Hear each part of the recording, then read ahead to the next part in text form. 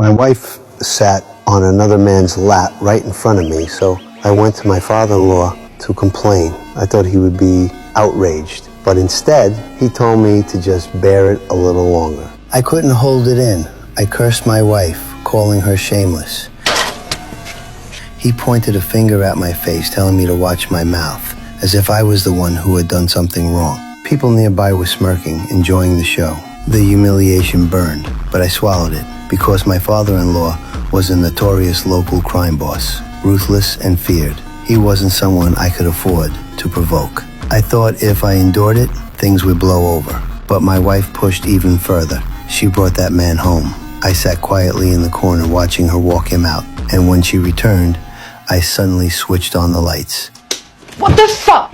I wanted her to know I was fully aware of what she was doing, that I was just trying to give her some dignity. But she showed no shame at all. Instead, she insisted they had just been talking. I ignored her and went upstairs. Our marriage had already crumbled, but I still couldn't stop worrying about my son. Then she made her move.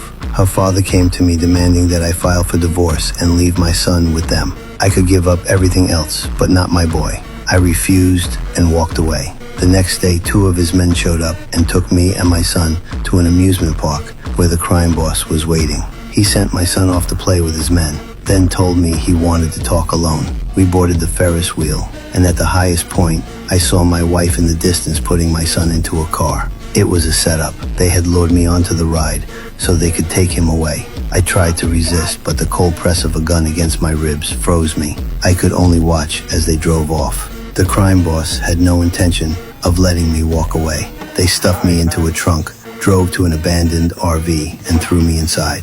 They forced a full bottle of liquor down my throat, then drenched the place in gasoline. Once I was too drunk to move, they set it ablaze to make it look like an accident. The flames roared, and I fought to stay conscious. My wife and son were there watching.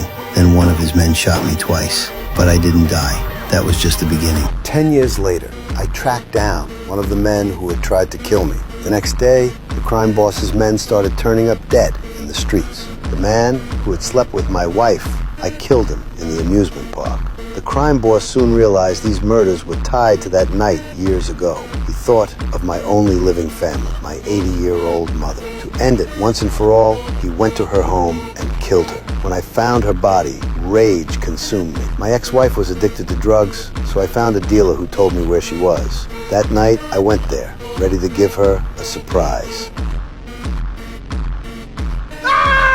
Fear in her eyes said it all. I made her lure her father to the house and hid behind the wall, waiting. When he arrived, I drove a watermelon knife into his thigh. He collapsed, screaming, so I stabbed his other leg. Then I pressed a pillow over his head, sat down on it, and made her watch as I killed him with my own hands.